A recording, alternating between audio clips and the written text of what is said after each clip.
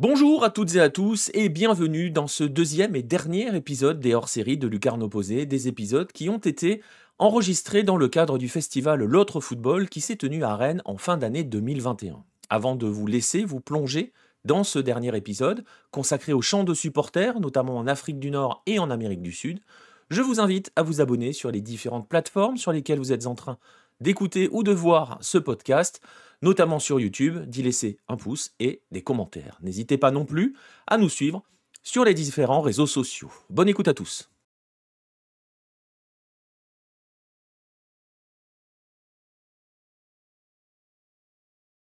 Eh bien, bonsoir à tous. On va en profiter pour remercier le festival de nous avoir accueillis, parce que c'est notre dernière ici pour ce week-end. On va vous mettre un petit peu de musique, on va dire. On avait pour thème une question. Les plus beaux chants sont-ils européens ? À Lucarne Opposée, on a un certain sens du débat sur certaines choses. Donc on va l'évacuer tout de suite, on va vous répondre non. Et on va plutôt s'intéresser à autre chose. On va essayer de vous raconter des histoires. On va essayer de vous raconter ce qui fait surtout que les chants non européens sont différents. On va se focaliser sur deux zones, vous vous en doutez. L'Amérique du Sud et l'Afrique. Et pour m'accompagner, deux membres de la rédaction de Lucarne Opposée. Marcelin Chamin qui va nous emmener au Brésil. Salut Marcelin. Salut. Et Farouk Abdou qui lui va nous emmener en Afrique du Nord. Salut Farouk. C'est ça, salut. Alors on va s'intéresser donc à cette notion de chant, comment les supporters animent les tribunes de nos pays. Et on va commencer, Marcelin, on va directement aller au Brésil, parce que c'est aussi l'un des premiers où ça s'est véritablement manifesté. La musique, elle est entrée dans les stades assez tôt au Brésil, et il y a eu quelques tournants. Est-ce que tu peux nous faire un petit peu, c'est inspiré aussi de la culture locale, est-ce que tu peux nous faire un petit peu l'historique de l'arrivée de la musique dans les stades brésiliens ? Dès 1933, donc c'est l'année de l'officialisation du professionnalisme au Brésil. Il y a Mario Filho, donc, qui est un journaliste dont on a déjà beaucoup parlé sur Lucarne Opposée, qui organise dans son journal un concours des supporters. Donc le but, c'est d'élire la torcida, donc la tribune la plus animée. Ensuite, il y a un premier groupe de supporters organisé à Sao Paulo FC en 1939. Et en 1942, c'est un premier tournant. Il y a la Charanga Rubro-Negra, donc qui est un club de supporters de Flamengo. Ça va être les premiers à importer vraiment les instruments de musique dans le stade. Au début, c'est assez mal vu, mais ça va s'imposer assez rapidement, à tel point que le président du Conselho Nacional de Sport, donc le Conseil national de sport, qui était un organe de l'État, va demander à Jaime Di Carvalho, qui était le fondateur de la Charanga, d'animer la tribune du Maracanã pour la Coupe du Monde 1950. Et les tribunes en 1950 vont être très animées. On a parlé dans une autre table ronde avec la Joko Split qui fonde le premier groupe de supporters inspirés ultra en octobre 1950, donc quelques semaines après la Coupe du Monde, et un groupe qui va s'appeler Torcida. Donc le lien était évident puisqu'il y a eu un Brésil-Yougoslavie au premier tour, et en fait les Yougoslaves pouvaient voir quelques jours plus tard des images du match et surtout de la tribune, et donc il y a une inspiration directe. Lors de cette Coupe du Monde, il y a aussi un match Brésil-Espagne au second tour où le Brésil va s'imposer 6-1. Et à un moment, le Maracanã va reprendre une marchinha, donc une musique du carnaval qui s'appelait Tourada Sem Madrid, donc qui raconte l'histoire de quelqu'un qui assiste à une corrida. Et ça se prêtait au contexte que les Espagnols étaient un petit peu perdus sur le terrain. Donc il y a tout le stade qui va reprendre cette musique. Et donc on voit le lien déjà entre le carnaval et la tribune. Ensuite, il y a en 1978 Neguinho da Beija-Flor qui va composer une musique qui s'appelle O Campeão. On va peut-être l'écouter. On peut l'écouter.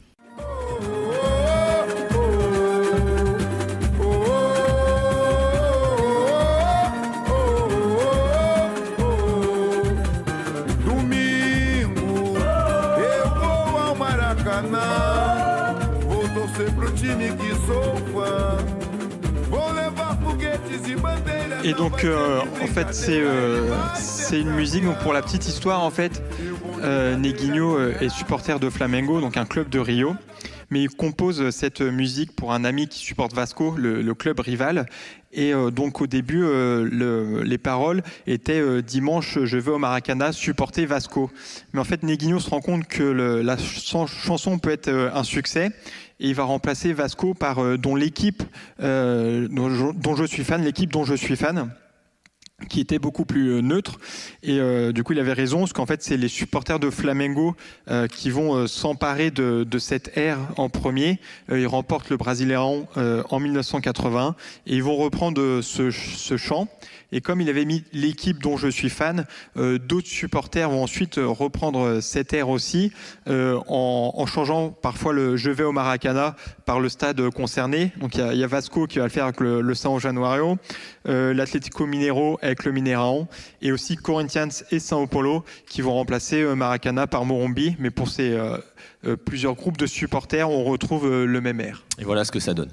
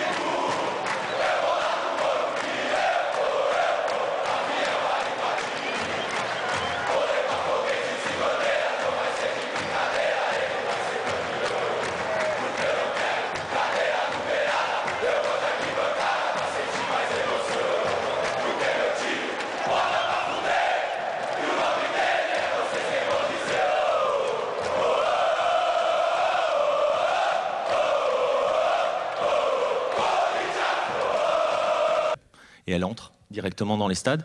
Ça, c'est ce qui se passe au Brésil, c'est ce qui va se passer un petit peu partout. C'est toujours présent d'ailleurs, de nos jours, ça continue. Et il va y avoir une deuxième étape qui va être franchie notamment en Argentine, forcément, hein, quand on parle de tribune un peu folle, on va aller en Argentine. Et on va sortir de la culture locale, on va partir sur la culture musicale internationale. Je vais vous faire écouter une chanson qui date de 1969, si j'ai bonne mémoire. J'étais pas né, mais j'ai bonne mémoire. J'en ai un qui sourit, donc ça doit être ça. Écoutez bien.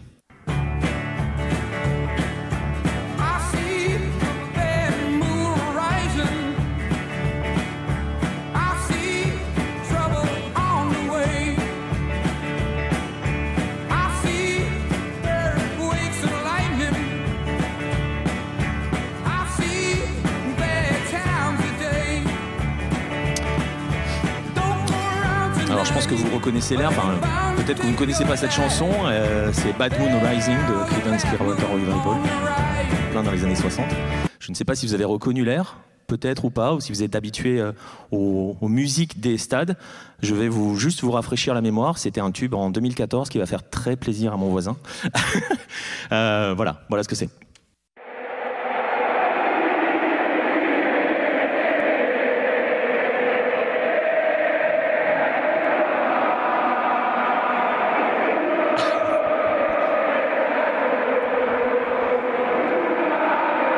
Ça te fait plaisir, hein? Ça te fait plaisir.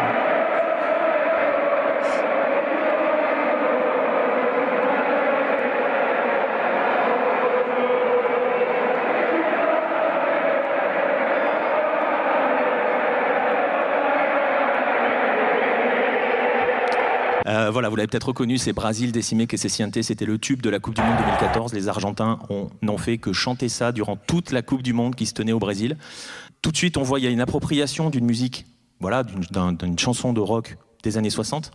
Et tout de suite, c'est une des spécificités de ces chants-là, et ça va être une spécificité qu'on va retrouver ensuite. On raconte une histoire. On n'encourage pas son équipe, on n'est pas là pour encourager l'Argentine.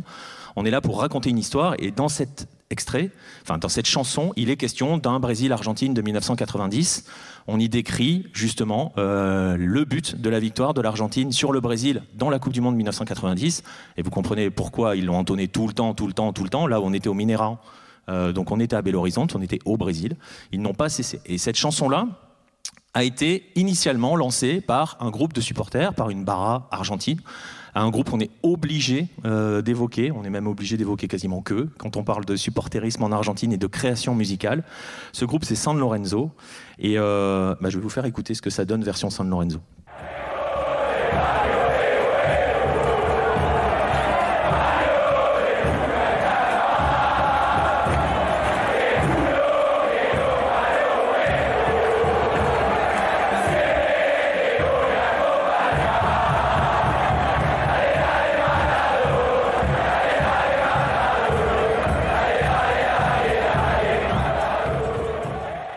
Alors vous voyez, il y a une partie où on encourage un petit peu l'équipe, Dale Matador, c'est un des surnoms du club, mais on parle aussi, on raconte une histoire, on parle de l'endroit d'où vient le club, les origines, Boedo, c'est important pour San Lorenzo, parce que c'est un club qui a une histoire très particulière, club qui a grandi dans le club de Boedo, qui est un club très culturel, beaucoup de théâtre, d'écoles de tango, de bar, donc un quartier très vivant. Et San Lorenzo a son siège ici, avait son stade dans ce quartier-là. Et ce stade a été, le terrain qui accueillait ce stade-là a été exproprié par la dictature et a été vendu, à la place, a été vendu à une entreprise française, à Carrefour, qui a mis un supermarché dessus. Et donc pendant 40 ans, les supporters de San Lorenzo se sont battus, vous allez voir, je vais vous expliquer pourquoi j'ai dit se sont battus, pour récupérer ça. Et ils vont utiliser plusieurs aspects de plusieurs chansons pour évoquer cette histoire, pour parler de leur stade, pour parler de leur ancien stade, de leur nouveau stade, parce qu'ils ont exilé aujourd'hui dans un autre quartier. Et toujours en utilisant la même mécanique, utiliser des chansons qui sont des succès internationaux. Je vais vous en faire écouter une autre. Ça date de 1974.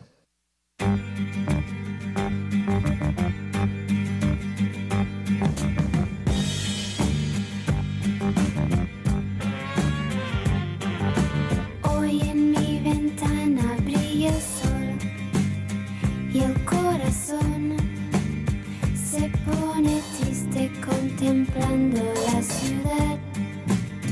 ¿Por qué te vas? Como cada noche desperté pensando en ti y en mi reloj. Alors cette chanson, vous la connaissez peut-être ou pas, je vais vous dire quand même qui c'est Jeannette. Exactement, ça vient de Cria Cuervos. Elle a été le tube grâce à ce film qui date des années 1975, je crois qu'il est sorti le film, et qui raconte justement, qui fait une analogie avec l'Espagne qui est en train de terminer son histoire avec Franco. Donc vous voyez qu'il y a différents types de lectures. Cria Cuervos, qui veut dire nourrir les corbeaux, et Cuervo, c'est aussi le surnom de San Lorenzo, ce sont les Cuervos. Et donc il y a plusieurs degrés de lecture, puisqu'il y a aussi question de la dictature dans ce film, dans cette chanson. Et donc San Lorenzo a pris cet air, l'a détourné, toujours pour raconter son histoire de son quartier d'origine, de Boedo, et voilà ce que ça donne.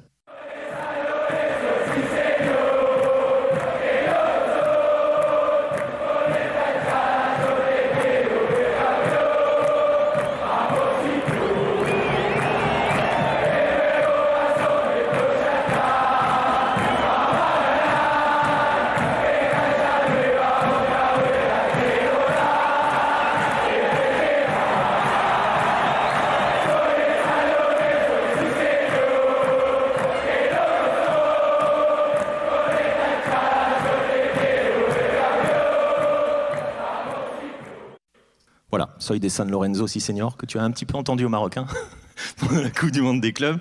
Ils n'ont pas cessé de la chanter à ce moment-là. À peine, 700 fois par jour. On continue, c'est le principe des Argentins, c'était pareil avec le Brésil décimé que se siente. Et donc il est aussi question de cette nueva cancha, de ce nouveau terrain. Donc c'est toujours très présent, on encourage un petit peu, mais on raconte surtout une histoire, on raconte tout le temps cette histoire-là. Et ce qui est important de garder en tête avec ces chansons-là, c'est qu'elles ne sont pas anodines, parce que, je le disais, San Lorenzo s'est battu pendant près de 40 ans pour récupérer son terrain. Et les supporters de San Lorenzo ont organisé des marches, sont allés manifester même devant le palais, devant la Casa Rosada, le palais présidentiel. Ils sont allés sur la Plaza de Mayo pour manifester. Ils ont chanté ces chants-là, et d'autres, mais notamment ces chants-là. Et ils ont enfin récupéré leur terrain. Il y a une loi qui est passée, ils ont enfin récupéré leur terrain. Ils vont bientôt, enfin, pouvoir revenir à Boedo. Et donc, il y a cette utilisation d'un tube international pour raconter une histoire. Cette mélodie elle est chantée à outrance partout, elle envahit le monde. Tous les supporters de foot l'ont déjà entendue au moins une fois dans leur vie. Tous les clubs se la sont appropriés. Je parlais tout à l'heure du Brasileiro Decime que se siente. Vous trouvez cet air dans tous les pays du monde. On le trouve forcément en Argentine, on l'entend aussi au Brésil, on l'a entendu en France, l'Olympique Lyonnais l'a repris, on l'a entendu en Australie, en Afrique, un club africain, c'est ça? Donc voilà, cet air s'est propagé un petit peu partout dans le monde. Mais on le voit, derrière cette idée-là, il y a l'idée de défendre une identité, il y a une idée d'utiliser plusieurs sources d'influence pour créer quelque chose. Et ces sources d'influence, Farouk, l'Afrique en est, comment dirais-je, l'un des bels exemples parce qu'ils vont utiliser l'influence sud-américaine, mais pas que. Et ils vont créer en mélangeant divers types d'influences. Effectivement, au début du mouvement ultra en Afrique du Nord, au début des années 2000, la référence, c'était l'Italie. Et ça transparaissait aussi bien dans les noms de groupes, dans des slogans sur des banderoles, sur les paroles dans les chants, les noms des chants et dans le style des chansons où c'était des chansons courtes de 30 secondes avec un rythme survitaminé et tout un virage qui chante à l'unisson. À partir du milieu des années 2000, l'influence sud-américaine s'est invitée favorisée par un événement lors de la Coupe du Monde des clubs 2007. Le club argentin de Boca Juniors a affronté les Tunisiens de l'étoile du Sahel. Et le côté historique autour de cette confrontation a amené les supporters du club tunisien à beaucoup s'intéresser à ce qu'il fait en Argentine. Et donc ça les a amenés à du coup composer une autre manière de faire des chants avec l'usage de la langue espagnole. Commencer à adopter un style plus proche de l'Argentine, traînant avec cette manière d'accompagner les chants en agitant le bras. Et à cela s'est rajouté de faire des chants plus longs, non plus aussi souvent à l'italienne avec des chants à 30 secondes, qui durent 30 secondes, mais plutôt des longs freestyles de 2 minutes 30, ou couplet, refrain, couplet, refrain. Et cette influence sud-américaine s'est rajoutée au style italien de base pour donner un mélange où, par exemple, il y a des chants, on peut avoir de l'arabe dialectal, de l'espagnol et de l'italien. Et tout ça est optimisé pour les thèmes que les supporters utilisent, c'est-à-dire soit l'amour obsessionnel pour leur club, le trash talking de l'équipe adverse et tout autre type de thème. Et on va vous en donner 2 exemples avec les supporters des 2 clubs de Casablanca. D'abord, La Grande Historia, une chanson de Raja Casablanca, et Casa Nostra, une chanson du Wydad. On voit encore qu'il y a l'influence forte italienne dans les titres, mais l'espagnol s'y est invité. C'est dans l'autre sens. C'est d'abord le Waka, ensuite le Raja. Oui.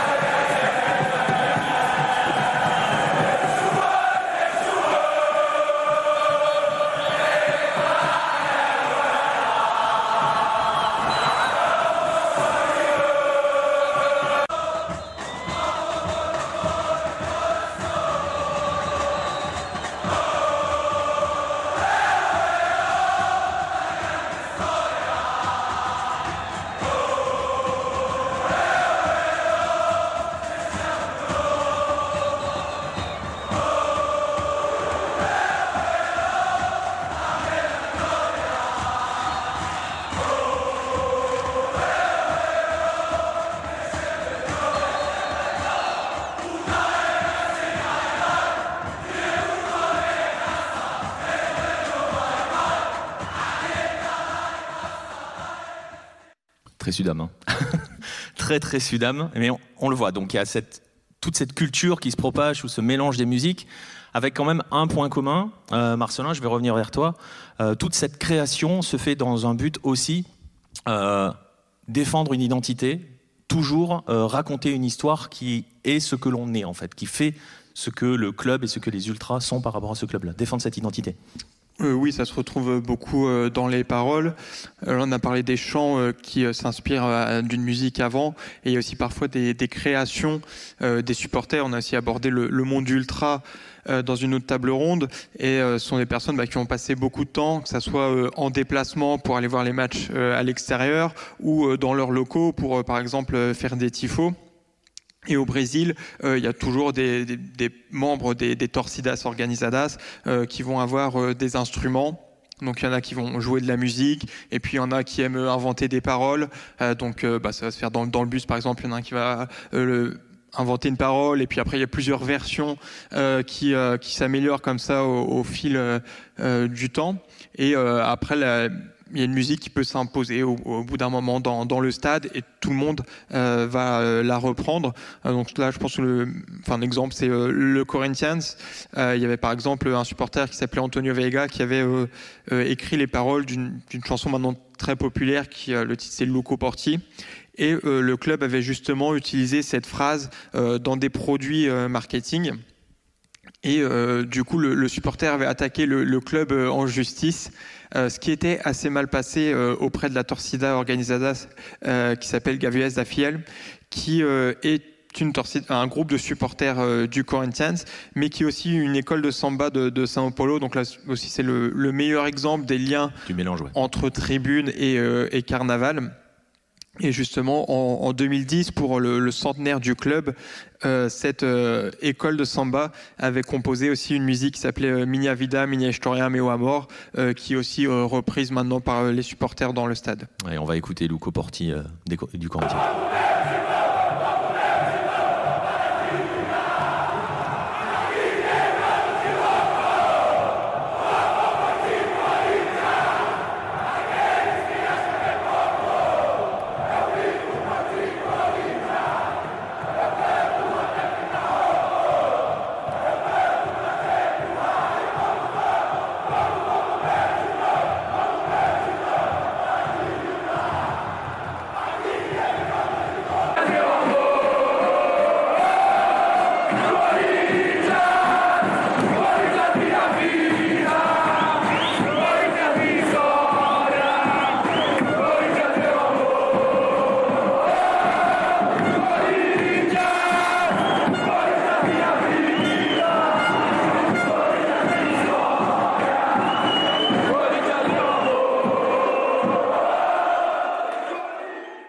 On va juste faire une précision, vous avez peut-être fait attention sur le dernier, on n'est pas dans un stade, on est à l'aéroport. Hein. Ouais, c'était l'aéroport avant de partir au Japon pour le mondial des clubs 2012, et le Corinthians reste le dernier club non européen à avoir remporté le mondial des clubs. Ça peut être joué pour les joueurs. Et donc il y a aussi d'autres exemples, hein, Marcelin.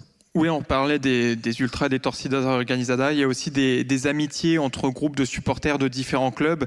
Et je pense que ça peut aider aussi des reprises de chants en commun. Il y a par exemple le Flamengo et l'International qui ont deux chants en commun.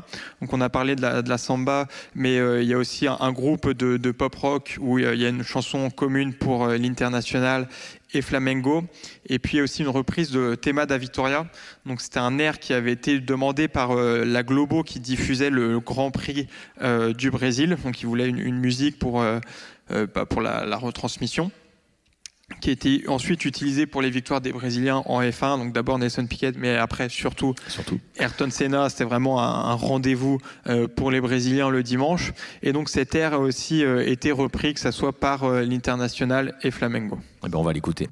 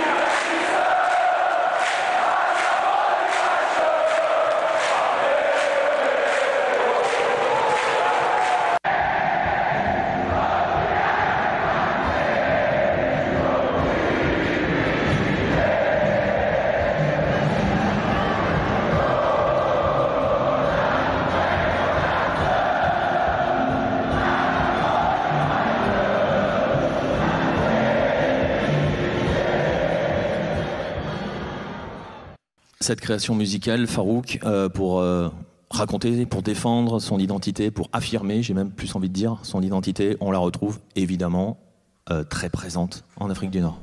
Effectivement, les thèmes qui sont repris dans les chansons sont inspirés beaucoup sur l'affirmation de l'identité des supporters, et ça va tourner autour de beaucoup d'aspects. L'amour obsessionnel du club et le fait de mettre cet amour au-dessus de tout, les cours, le boulot, la loi, l'ordre, tous les autres aspects du quotidien, ce qui amplifie l'aspect obsessionnel. Le chambrage, la culture du chambrage contre les clubs rivaux avec une grande créativité dans le trash talking. L'affirmation de l'identité passe aussi par le fait de se définir un territoire, notamment les virages dont se sont emparés les ultras dans le stade, et le fait qu'ils veulent à la fois affirmer que c'est chez eux et le garder. Une rhétorique pas mal guerrière et combattante dans lesquelles les supporters s'incarnent en espèce de dépositaire de la ferveur pour leur club, et avec un vocabulaire aussi qui tourne autour du sens du sacrifice. Et pas mal de thèmes aussi qui sont en rapport avec ça. On va vous donner quelques petits exemples. Le premier qui est très dans l'amour obsessionnel autour du club, dans la glorification des exploits du club et des titres remportés, qui s'appelle Khadra al-Wataniya, la verte nationale des supporters du Raja Casablanca, qui est un hommage à l'épopée du Raja au cours de la Coupe du Monde des clubs 2013, et avec ce côté fierté nationale, et d'avoir rendu fier à la fois le peuple des Verts et le Maroc tout entier.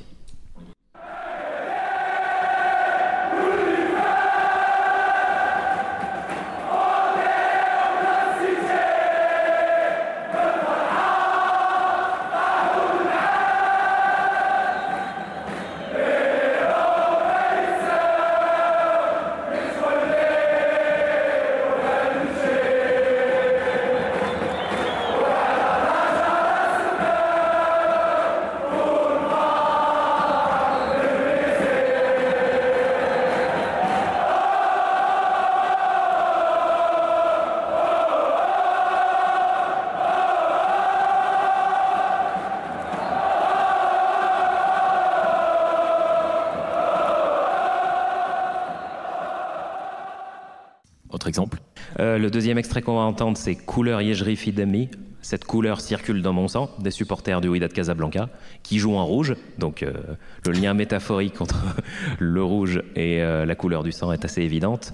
Et pareil, traite autour de l'amour obsessionnel pour le club, le côté suprématie et domination sur le supporterisme dans la ville de Casablanca, qui est une référence directe ici aux rivaux qui jouent en vert, et aussi le côté résistance, le côté révolte contre l'ordre établi.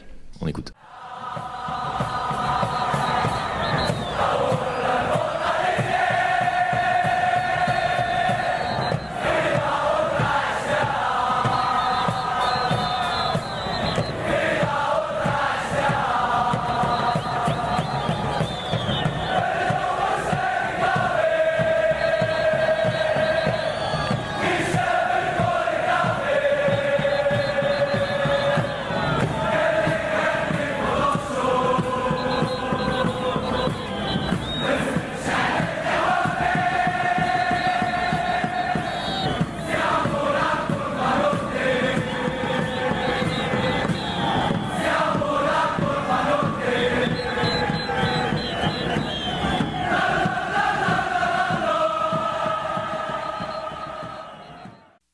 Et en dernier, exemple, l'Espérance. Le troisième sur 4, oui. C'est étonnant que tu oublies l'Espérance. Quelle belle transition. Et donc le troisième qu'on va entendre, c'est Unico Amore, des supporters de l'Espérance de Tunis. Là, on rentre dans le vocabulaire de l'amoureux éperdu, sur toutes ses formes, pour le supporter envers son club, qui occupe ses pensées, qui occupe toutes ses discussions, qui s'est emparé de son cœur et de son esprit.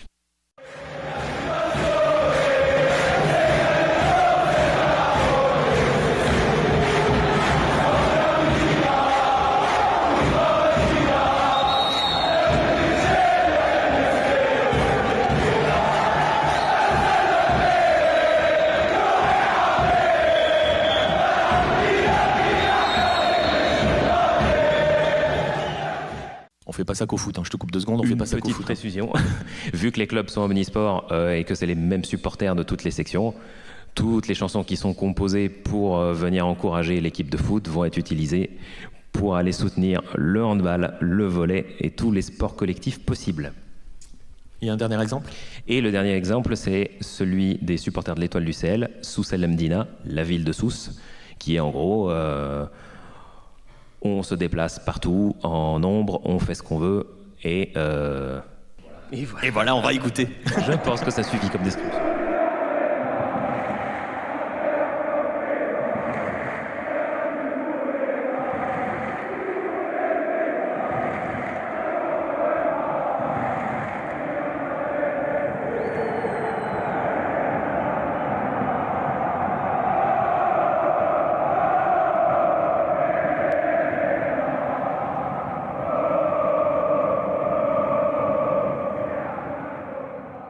Alors vous le voyez, hein, que ce soit en Amérique du Sud, on va dire en Amérique latine parce qu'on aurait pu aller plus au nord, ou en Afrique du Nord, il y a cet aspect commun de créer des chansons, d'aller au stade pour chanter, pas forcément uniquement pour encourager. On n'est pas juste en train de dire allez, allez, allez, allez. Voilà, on raconte des choses. Et qui dit raconter des choses dit aussi prendre des positions. Il y a eu une table ronde sur l'influence des ultras sur les mouvements sociaux et vice-versa. Mais il y a donc forcément des prises de position, que ce soit des barras argentines, des torcidas brésiliennes ou des ultras nord-africains. On va regarder quelques exemples. On va commencer, Marcelin, par le Brésil, et on va s'intéresser à 2 clubs particuliers dans le paysage brésilien, la Ponte Preta et Vasco, qui sont 2 clubs qui ont beaucoup, et qui luttent encore d'ailleurs contre le racisme au Brésil. Oui, parce que le football au Brésil à son arrivée très élitiste, et la Ponte Preta est l'un des premiers clubs à accepter des joueurs noirs dans son équipe. Et pour cette raison, les joueurs et aussi les supporters du club étaient traités de singes par des supporters des autres clubs. Et c'est en 1948 que le club en fait accepter ce surnom de singe un petit peu pour limiter l'influence de l'insulte. Pour retourner le truc en fait. Hein. Voilà, c'est fait avec d'autres clubs au Brésil. Il y a Palmeiras avec le cochon ou Flamengo, on y reviendra aussi. Mais en tout cas, donc, ils acceptent ce surnom de singe qu'ils vont mettre en avant. Donc il y a un chant qui s'appelle Macaca Querida. Et aussi, parfois, on peut entendre des bruits de singes dans le stade pour soutenir l'équipe. Donc ça peut être surprenant si on ne connaît pas l'histoire, mais c'est parce que c'est pour rendre hommage au surnom du club. Il y a même eu je me souviens d'une fois avec une polémique de racisme où les supporters de la Ponte Preta étaient arrivés avec des masques de singes dans les tribunes. Ils avaient fait ça aussi, ouais. Pour lutter contre le racisme toujours présent au Brésil. On va écouter Macaca Querida.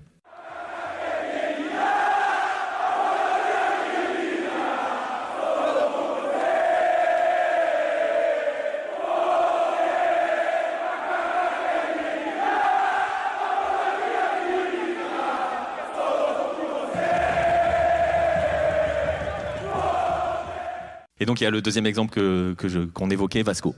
Oui, donc Vasco là à Rio, mais pareil, ça a été le premier club, enfin l'un des premiers clubs à accepter des joueurs noirs dans son équipe. Et donc il y a un chant qui s'appelle Camisas Negras qui parle notamment, il y a les paroles « J'ai lutté pour les noirs et les ouvriers », les supporters de Vasco qui rendent beaucoup aussi hommage à l'histoire de leur club dans leur chant, même s'il faut dire que les supporters ont aussi repris Decime que se siente dont on a parlé au début. Et c'est un chant qui va provoquer les supporters de Flamengo qui sont vus comme appartenant aux classes populaires. Et le chant commence par Mulambo. Donc Mulambo, c'est un terme pour désigner les supporters de Flamengo, mais c'est un terme raciste puisque Mulambo, à l'origine, c'est un esclave qui descend d'Angola. Et la fin du chant, c'est la favela est silencieuse. Et du coup, les supporters de Vasco, qui viennent aussi pourtant des classes populaires, dans ce chant, ils laissent entre guillemets la favela aux supporters de Flamengo. Mais bon, il y a ce chant, mais il y a aussi Camisas Negras qu'on va entendre. Voilà, c'est ça. Il y a aussi Camisas Negras qu'on va entendre.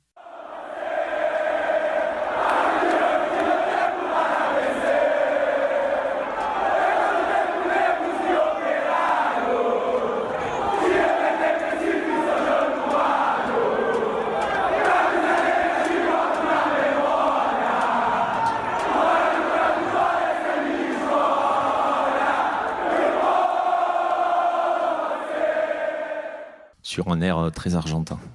Mais on n'a pas le temps d'entrer dans le détail de cet air qui est aussi un chant d'origine argentine.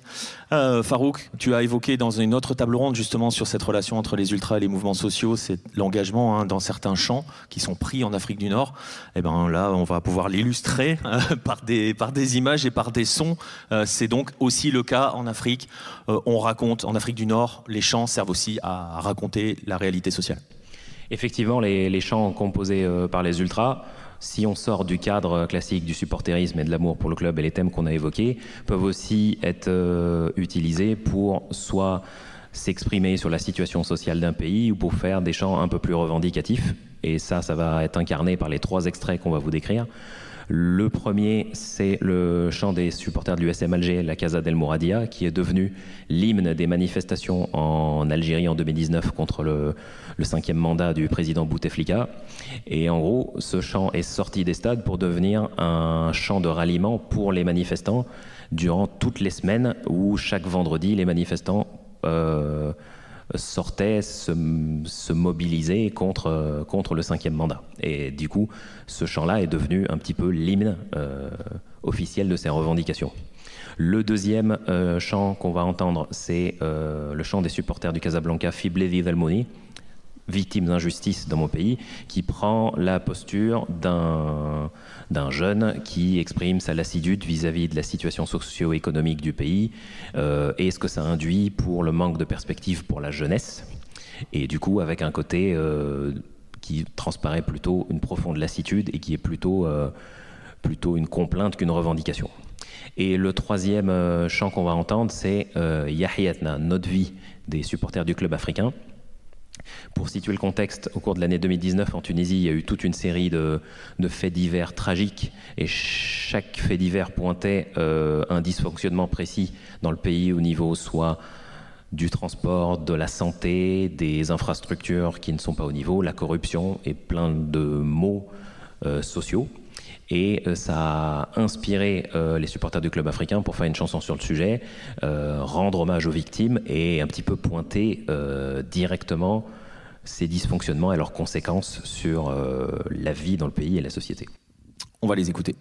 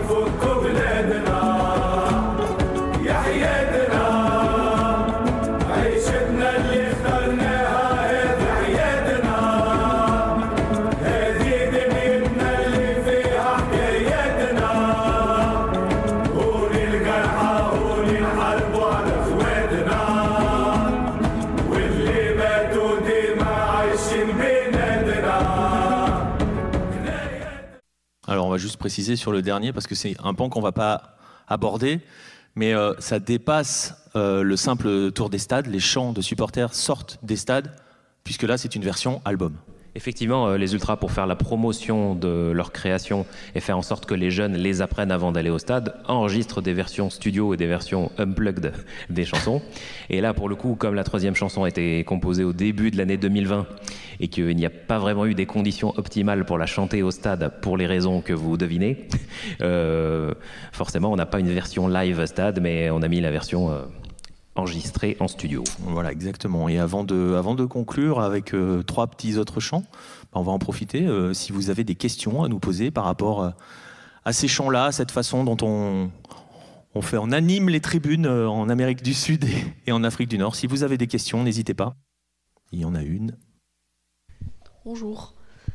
Moi, je voulais savoir s'il y avait des gens qui étaient désignés, disons, par les supporters pour écrire les chants, ou si n'importe qui pouvait proposer, par exemple. C'est principalement dans les noyaux durs des groupes ultras. On a souvent, souvent ça se divise, soit des gens qui sont préposés à tout ce qui est l'animation autour, les tambours, les instruments, etc. Parce que par exemple pour le Raja Casablanca et Loïdad aussi, il y a un orchestre complet dans les virages pour accompagner ça. Des gens qui sont en charge, soit des fumigènes, soit des tifos, etc. Et il y a une partie aussi plutôt créative, à la fois sur la partie enregistrement ou sur la partie composition des chants.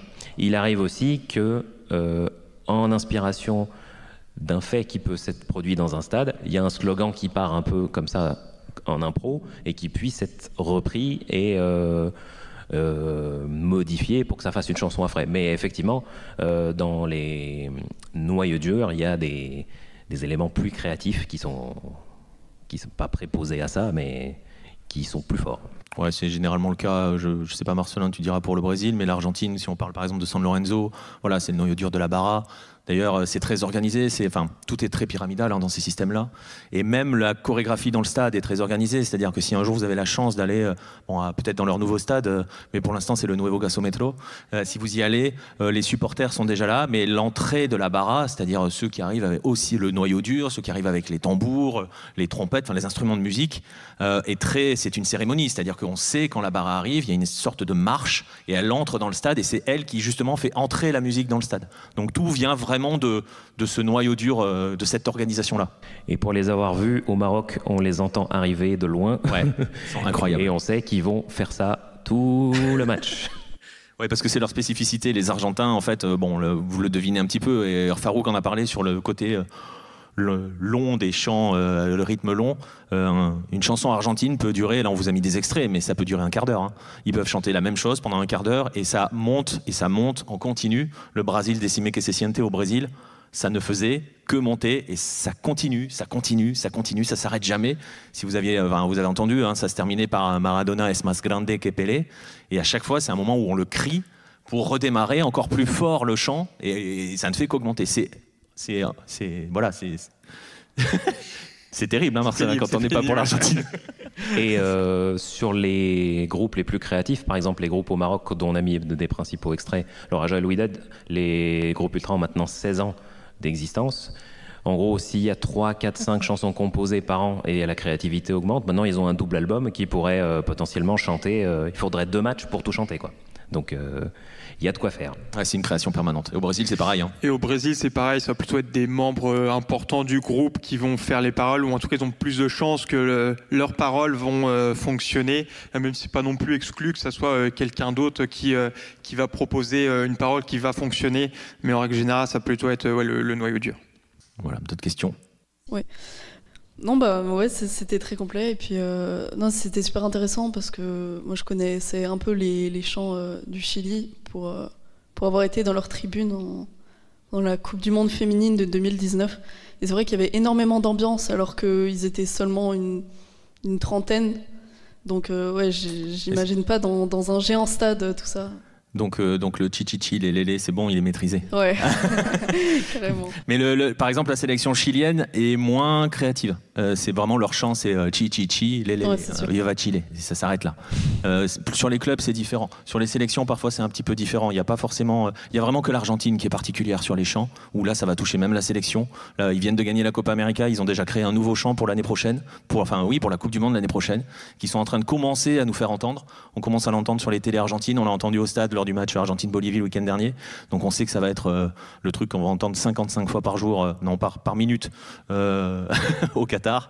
Mais voilà, sur les sélections, c'est plus varié, hein, on est d'accord. Ouais, effectivement, autant la créativité sur les clubs est vraiment variée, et puis il y a des clubs, par exemple en Afrique du Nord, qui peuvent avoir pareil le double album qui peuvent débiter. Sur les sélections, c'est beaucoup plus bon enfant. Il y a 2 ou 3 slogans et c'est pas du tout les mêmes ambiances.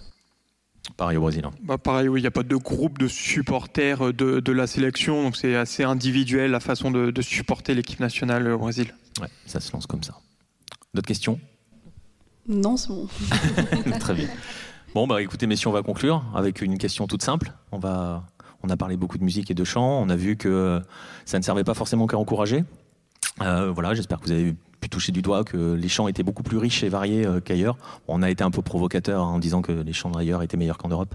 Peut-être, mais bon, c'est pas. C'est subjectif. En tout cas, ils racontent autre chose. On va conclure, donc je vais vous demander votre chant frisson, celui que vous préférez. Est-ce que je te zappe, toi? Bon, on va commencer par Marcelin, malheureusement, qui a choisi un chant. Bon, je vais vous donner le principe de la private joke. Hein, c'est que le match que vous allez voir, c'est Flamengo-River. Marcelin est supporter de Flamengo. Je suis supporter de River. Et il va se passer quelque chose de terrible. C'est la finale de la Libertadores. Enfin, il va se passer quelque chose de terrible pour moi. C'est la finale de la Libertadores 2019 que Flamengo va gagner à la 91e minute. Vas-y, Marcelin, je te laisse. Ouais. Alors du coup, je voulais dire aussi, ouais, donc je supporte Flamengo. Et en fait, il y a quand même des chants qui sont plus chantés au Maracanã. On a parlé de Campeão, qui est vraiment qui symbolise la période des années 80. Les 2 autres chants qu'on a entendus en commun avec l'International, Sempre Te Amarei, c'est 2007 et 2008. Manto Sagrado, c'est 2009 et 2013. Et ce chant Em Dezembro de 81, c'est un chant qui parle du titre mondial de 1981 et qui va vraiment fonctionner pendant la Libertadores 2019 où Flamengo fait des grands matchs et atteint la finale. Et au Monumental de Lima, River gagnait 1-0. Gabigol, à la dernière minute, il égalise. Et donc forcément, les supporters de Flamengo reprennent ce chant. Et arrive la tragédie. On écoute.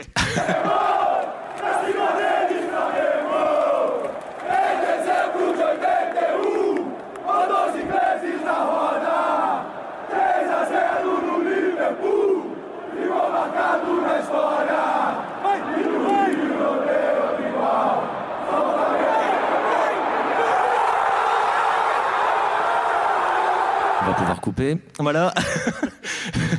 Merci Marcelin. Ouais, c'est vrai, je t'ai mis décimé que c'est scienté. J'aurais pu te mettre d'autres choses, mais bon, c'est pas grave. Tant pis. Farouk. Je vais vous proposer le chant Mi Corazón du Raja Casablanca, que j'ai choisi à cause d'une chorégraphie assez intense qui a le mérite de relancer l'ambiance dans un stade quand l'ambiance retombe, si tant est qu'on puisse dire que dans un stade pareil, l'ambiance puisse retomber, mais la chorégraphie et l'intensité sont tellement spécifiques qu'on peut que se lever et voir le spectacle. Et suivre.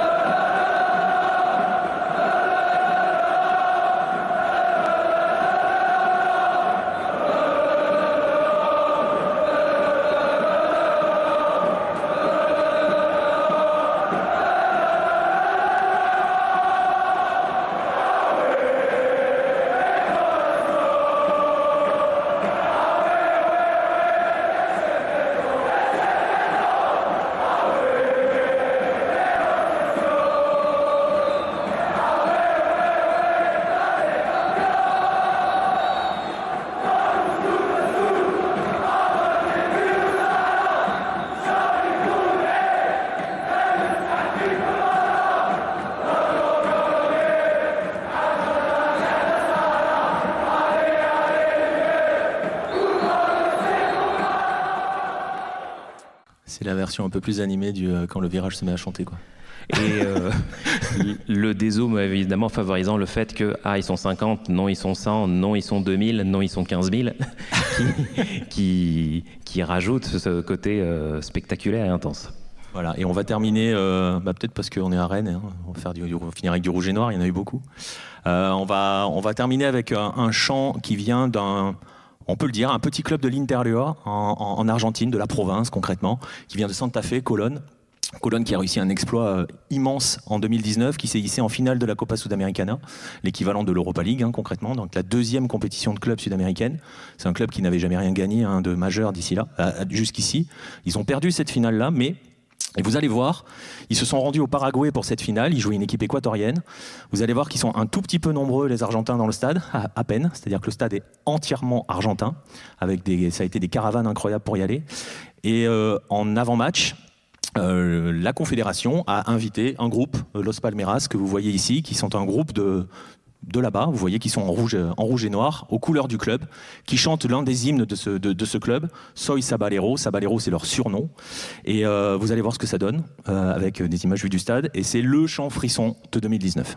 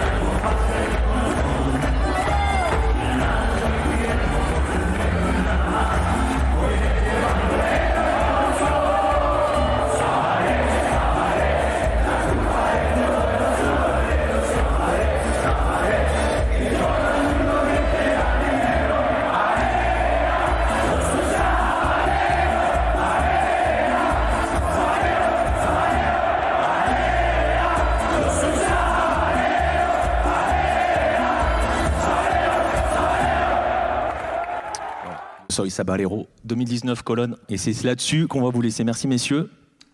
Merci à toi, et puis merci à vous de nous avoir écoutés. Merci à tous. Et merci à l'autre football de nous avoir accueillis.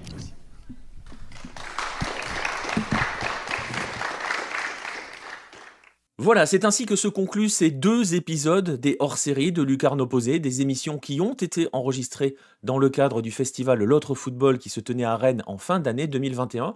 J'espère qu'ils vous auront plu et je vous donne rendez-vous très vite pour d'autres podcasts sur les plateformes de Lucarne Opposée. À bientôt.